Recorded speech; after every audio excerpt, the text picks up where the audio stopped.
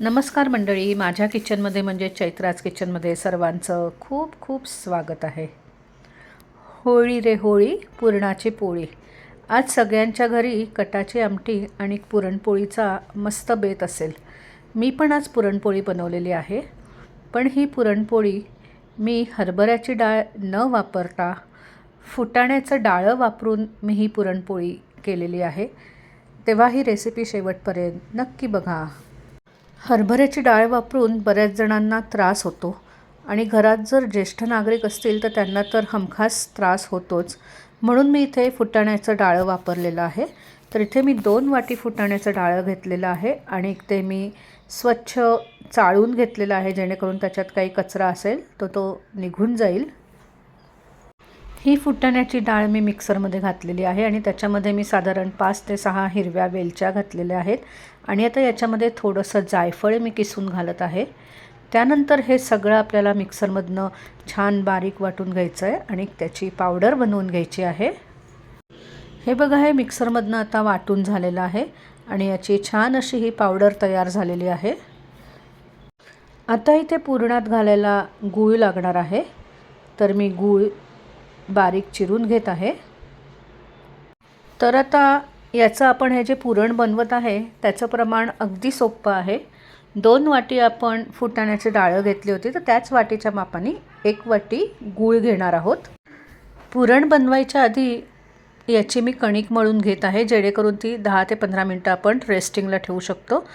तर त्याकरता इथे मी थोडंसं मीठ घेतलेलं आहे, अर्धा चमचा हळद लागणार आहे, अर्धा वाटी मैदा आणि 1 मोठी वाटी भरून मी कणिक घेतलेली आहे. आता याच्यामध्ये आवश्यकतेनुसार पाणी आणि तेल घालून सैलसर अशी कणिक मळून घ्यायची आहे. सैलसर अशी कणिक मळून झालेली आहे. त्याच्यावर मी थोडंसं तेल घातलेलं आहे आणि आता हे साधारण 10 ते 15 मिनटं मी रेस्टिंगला ठेवत आहे आणि आता पुरण बनवायला घ्यायचं आहे. इथे कढईमध्ये मी 1 चमचा तूप घातलेलं आहे आणि त्याच्यामध्ये आता हा चिरलेला गूळ घातलेला आहे आणि 1 वाटी मी पाणी घालत आहे. म्हणजे पुरणाचं प्रमाण बघा, 2 वाटी फुटाण्याची डाळ, 1 वाटी गूळ आणि 1 वाटी पाणी हे प्रमाण घेतलेलं आहे. आणि आता हा गूळ सगळा आपल्याला पाण्यात विरघळवून घ्यायचा आहे. पाण्याला छान उकळी आलेली आहे, गूळ पूर्ण विरघळलेला आहे. तर आता याच्यामध्ये आपण ही बनवलेली फुटाण्याच्या डाळीची पावडर घालायची आहे. गॅस मंद आचेवर ठेवायचा आहे आणि हे छान मिक्स करून घ्यायचं आहे. हे बघा, मस्त झटपट असं आपलं हे पुरण तयार झालेलं आहे.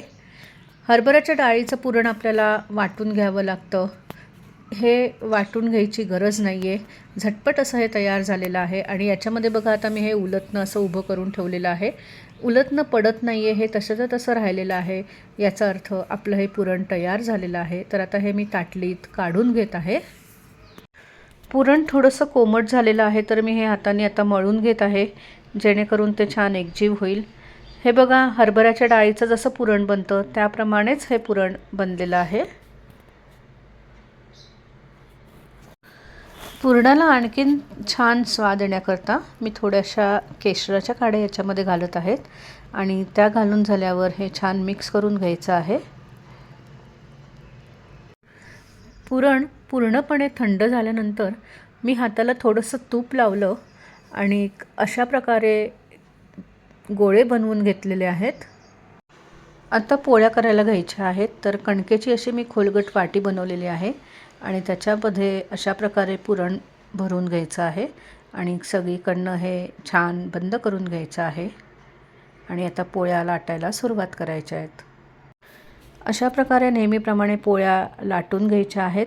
एकीकडे तवा तापवायला ठेवलेला आहे, तर त्याच्यावर दोन्ही बाजूनी तूप सोडवून छान खमंग अशी पोळी भाजून घ्यायची आहे. पोळीच्या आता दोन्ही बाजूनी छान तूप सोडून पोळी भाजून घ्यायची आहे. हे बघा, छान अशी पोळी फुगलेली आहे.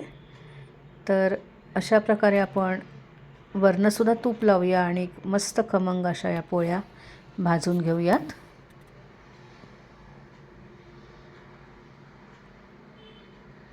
मस्त गरमागरम फुटाण्याच्या डाळीपासून आपल्या या पुरणपोळ्या तयार झालेल्या आहेत आणि सेम हरभऱ्याच्या डाळीपासून आपण ज्या पुरणपोळ्या बनवतो तशीच याला चव आलेली आहे.